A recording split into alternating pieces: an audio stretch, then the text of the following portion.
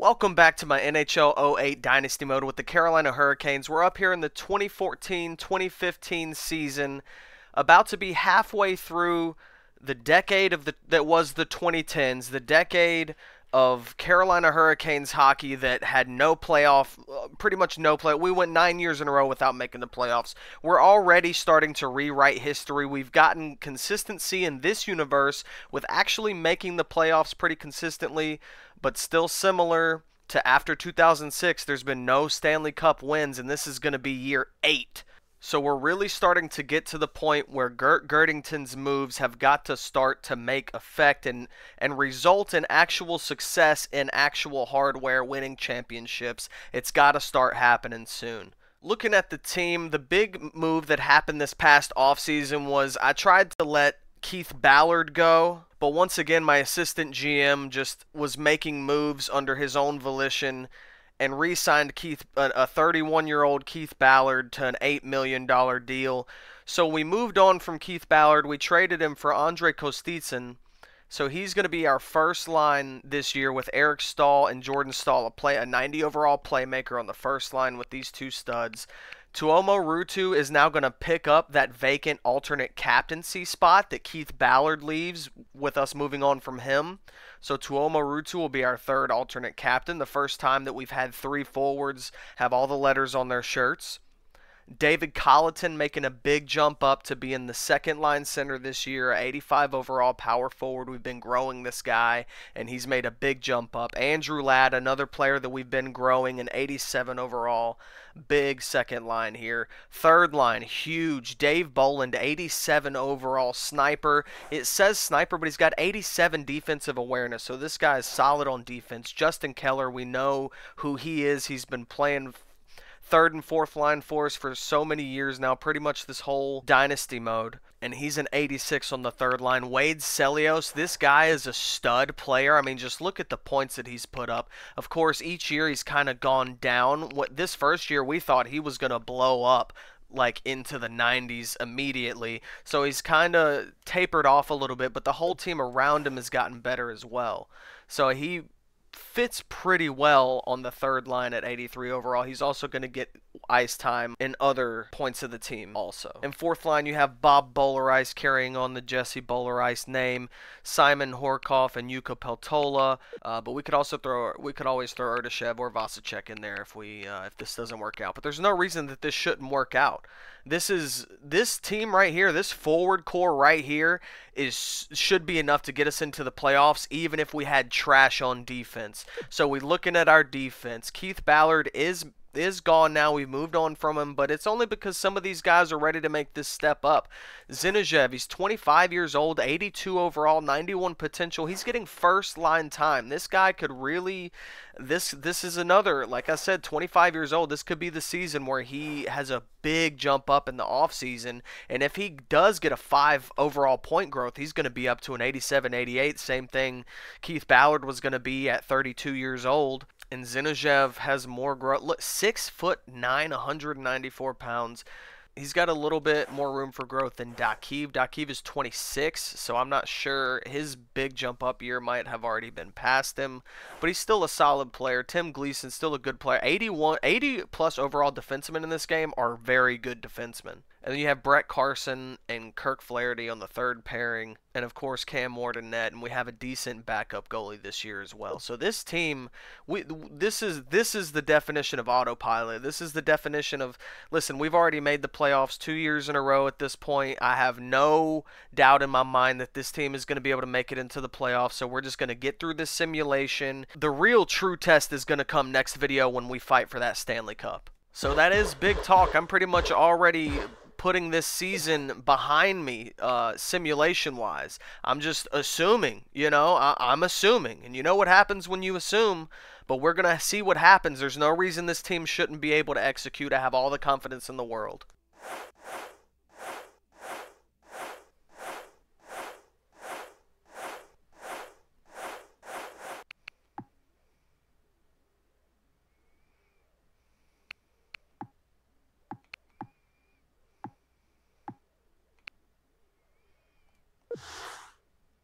As I suspected, it looks like we are a good team with a good record through October, 8-2-2. We're just going to continue this simulation. We're going to keep on trucking, baby.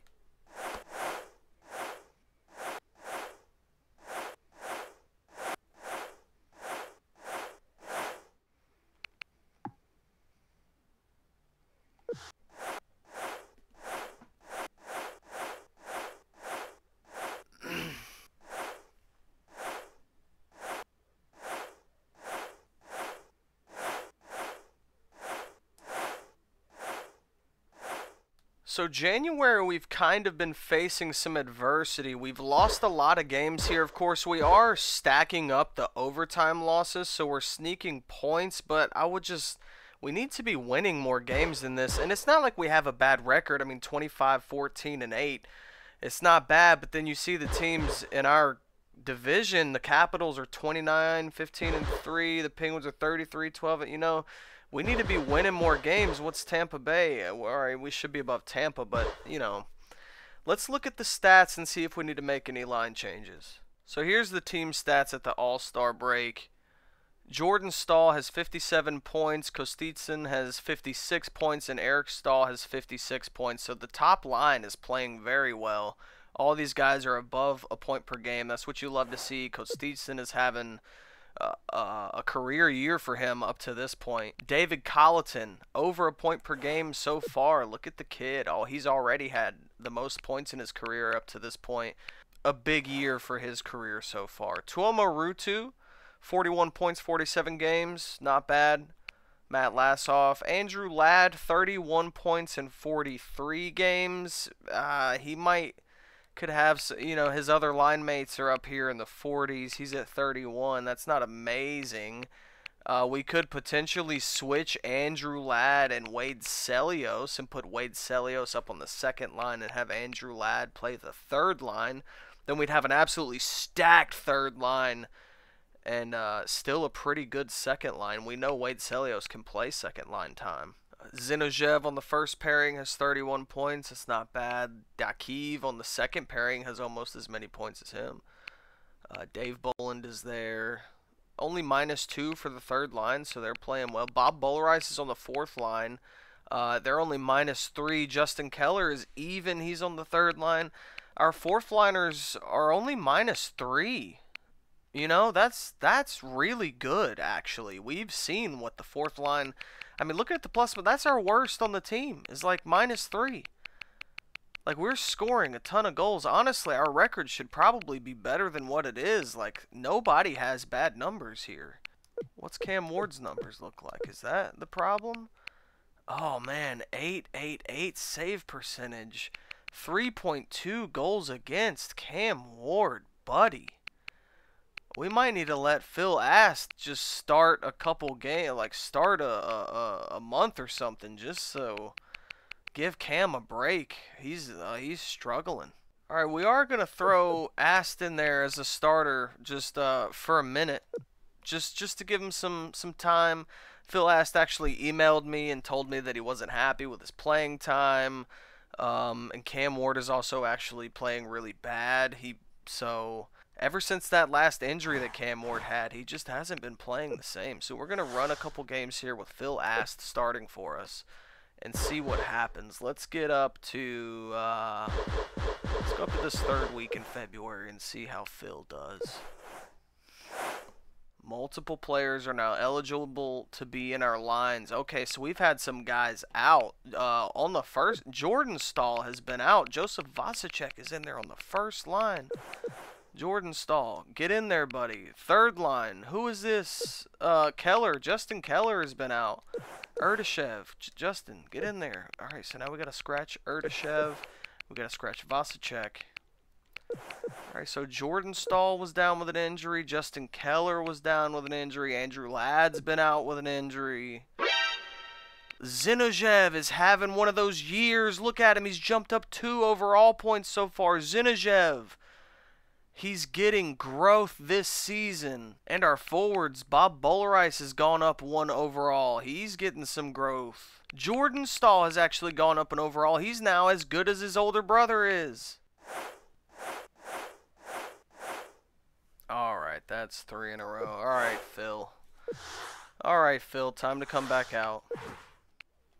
Cam Ward is back to being the starter. Let's see the stats he had. 4 wins, 3 losses, 2.97 goals against, 893 save percentage, better than what Cam Ward's been doing. But we're going to give Cam's our guy. Cam is the guy. He just needs a little break, get himself back under control mentally, physically. He's going to start playing well.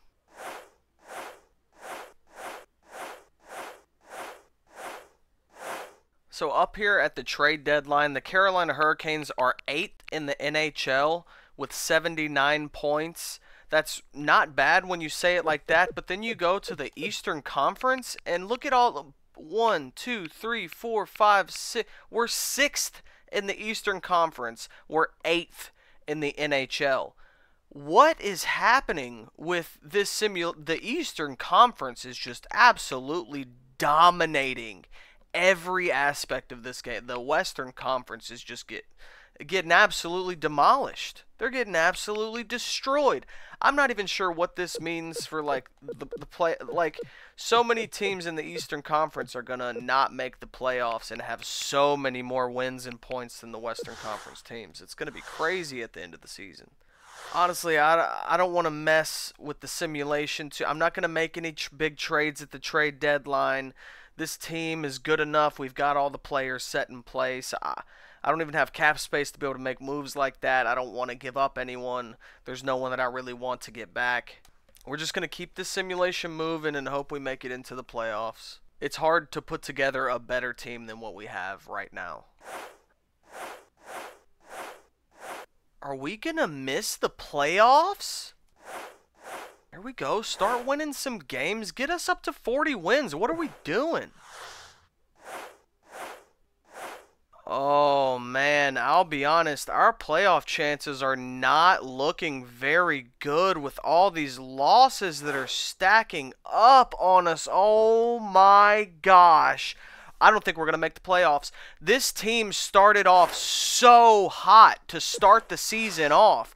We were like 16 and 5 or something like that, or 13 and 3. I don't even know what it was. And ever since then, we've been pretty much like a 500 team, if not worse. Oh no, this is not looking good. Let's look at the standings. We are 8th in the Eastern Conference. I don't think we're going to make it. NHL standings, 13th in the league, but we're 8th in our conference. I don't know what's going to happen. It is very close. It is very close.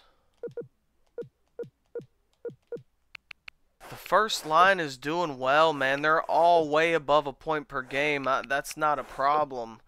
Second line, oh, the second line's not doing great to be. Andrew Ladd, only 45 points on this second line. That's got to change. Andrew Ladd and Wade Celios. Wade Celios has grown in an overall point. He's liked his time on the third line. He kind of fit in there, but now he's grown an overall point. He's moving up to the second line now. We need a spark. Wade Celios, listen, he's having a down year, but Andrew Ladd is not cutting it on the second line. I mean, he's a plus 20, but 45 points. Look at the seasons he's had before. It's not working out. I don't know if it's David Colleton, Dave Bolin. Let's see what Dave Bolin's doing. 33 points, okay. David Colleton, he's got 64 points in 74 games. He's a plus 21. He's not a problem there. He's fine. But we're going to go with Wade Celios now. Andrew Ladd is going down to the third line. Look at my third line, an 87, 87, 86. That's crazy. I think that's going to be our only line change is Celios. Maybe we move Dave Boland up to the second line like that. But David Colleton hasn't been the problem. 64 points in 74 games. He's a plus 20. He's fine on the second line, but you know, we could just try to move our higher overall guys up. But I mean, Andrew Ladd was an 87, and he was not cutting it, man. We're going to keep David Colleton there. We're going to keep Dave Bolin there. We're going to put Wade Celios on the second line. If we lose games in a row, we'll have to come back and make more changes. All right, so at this point in the season, every game is crucial. We're only going to go a couple games at a time here. We need 2 wins back-to-back is what we really need. There's the first one. What's the second one looking like? There's 2 wins in a row. You love to see that. We finally hit the 40-win mark in April. The Capitals are trying to get their 50th win against us. What's going to happen? We need every win we can get. We need every point we can get at this. And there's another win. That's 3 wins in a row. The line changes have worked, I think. Wade Celio's starting to work on the second line. Andrew Ladd working on the third line. Our third line is dominant now. Our second line is doing well. Versus the Rangers, there's a 1-0 win. We've won 4 games in a row down here at the clutch time. Down here at the super clutch part of the season, the clutch players are starting to come out and make big plays. Another game versus the Rangers. Our direct competitors in the standings, and we get another win. I don't know if it was an overtime win. We might have given them a point, but hey, we've won 5 games in a row, and Maxim Tursunbayev in the AHL is ready to come back. So with 3 games left in the season, let's see where we stand in the standings right now. We've clinched the playoffs. Carolina has clinched a playoff spot with 3 games left. Listen, like I said at the beginning of the season, I had all the confidence in the world. I was never even worried, not even a little bit. There was never any doubt in my mind that we weren't going to make the playoffs. That's a lie. This Eastern Conference is actually insane. But I did know that this team is good enough to make the playoffs. I just don't know what's going on with this Eastern Conference simulation. Whoever wins the Eastern Conference Finals is going to win the Stanley Cup. You can mark my words now.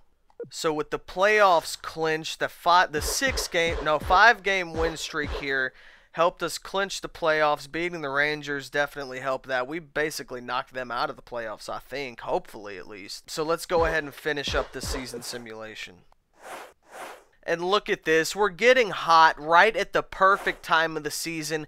We just laid dormant throughout this whole middle part of the season just so at the very end we can kick it back on and start getting our shit going again. We're winning a ton of games here at the end of the season, and that's exactly what you want going into the playoffs. That gives me confidence going into this first round. So at the end of the year, goodness gracious, the Pittsburgh Penguins have 121 points, 58 wins, 18 losses, almost a 75% win percentage for the Pittsburgh Penguins, looking to win multiple Stanley Cups in this universe. I'll tell you what, the trade at the beginning of this universe between the Pittsburgh Penguins and the Carolina Hurricanes, we took Jordan Staal, and I guess we set them up for multiple years of Stanley Cup.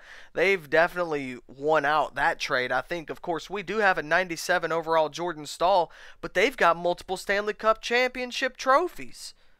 And I think that I would trade Jordan Staal right now for 2 or 3 Stanley Cups. But at the end of the day, it's not a bad season for the Carolina Hurricanes. Pittsburgh still has a game to play as well. They could, Jesus Christ. But yeah, still a great season for us. We finished 6th in the whole entire NHL. So you love to see that. I think we were 4th in the Eastern Conference, which is crazy to be 6th in the NHL, 4th in the Eastern Conference. And here are your 2014-2015 Carolina Hurricanes player stats. Jordan Staal got injured for a couple games, still comes out the team's leading point scorer, 93 points. Eric Staal, 91 points. The 297 overall brothers dominating on this team.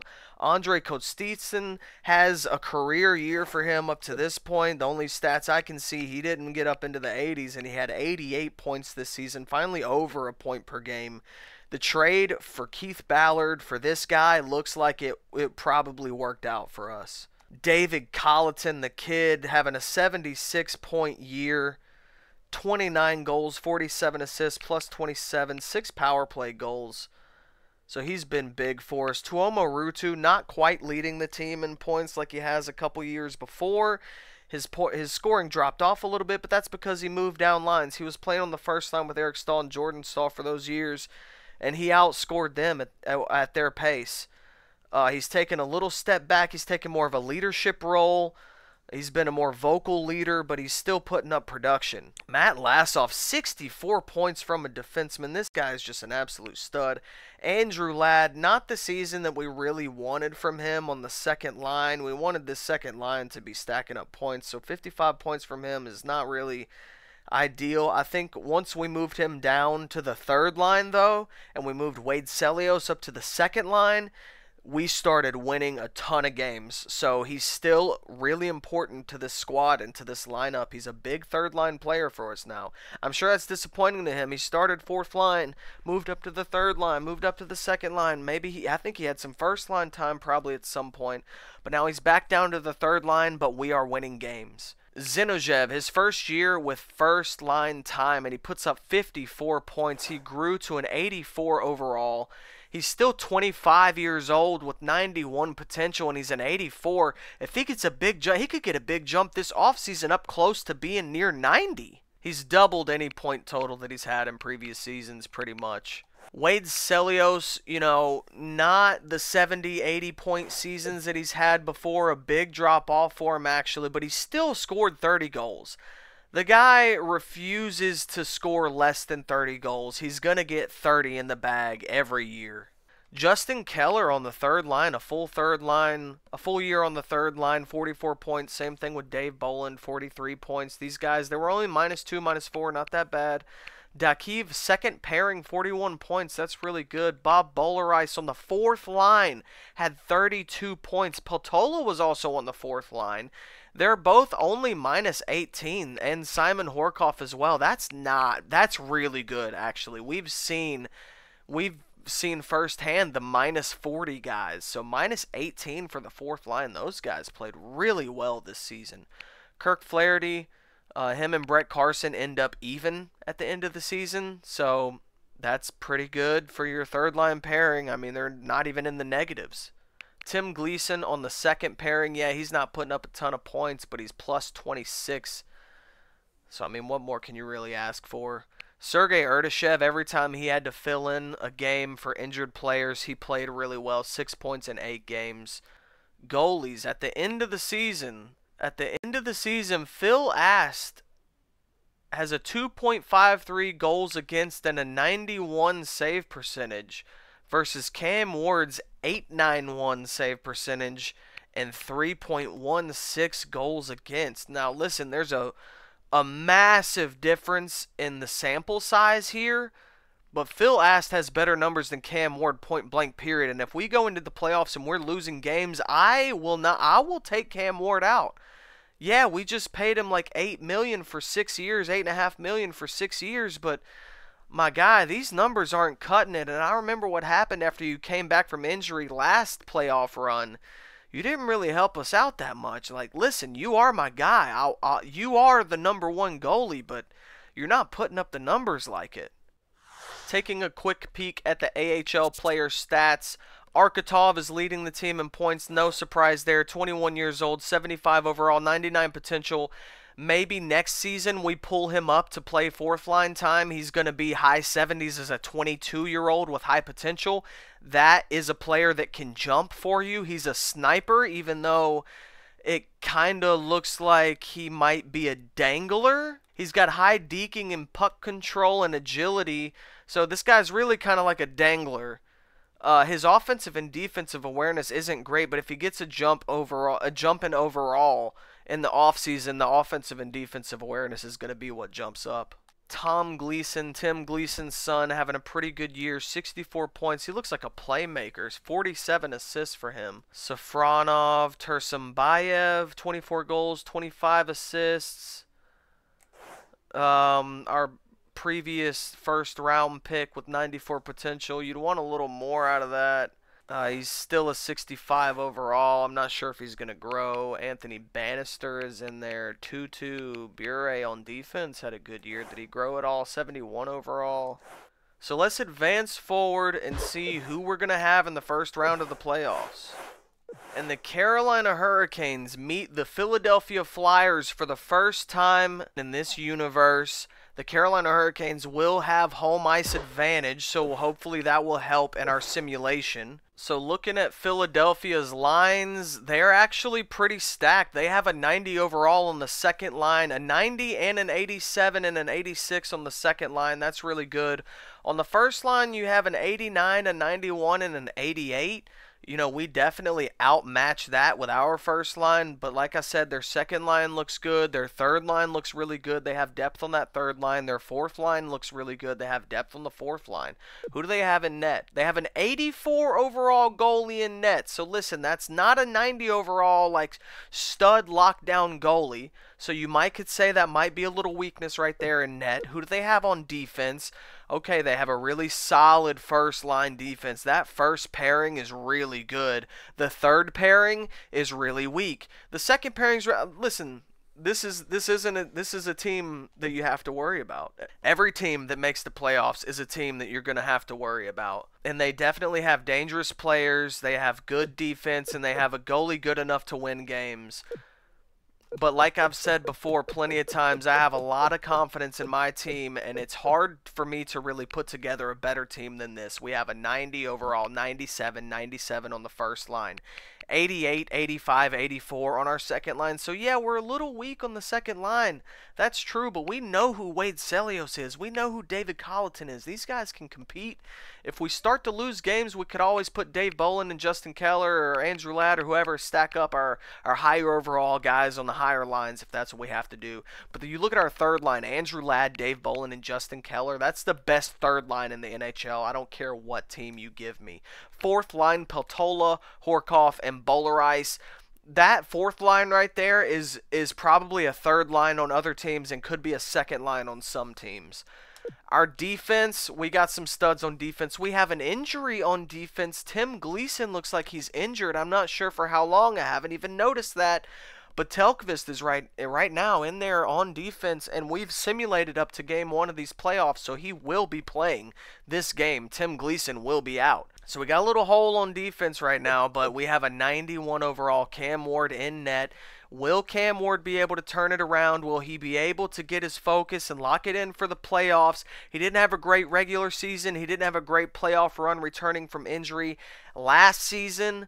So all eyes are on Cam Ward right now. He needs to come through big time for us. And of course, I know that Jordan Staal and Eric Staal are going to do what they can to carry this team. So it's going to be a really intense playoff run. The 2015 playoffs, the Carolina Hurricanes, in the next episode will be taking on the Philadelphia Flyers. Is this the year that Gert Girdington brings home the championship to Raleigh?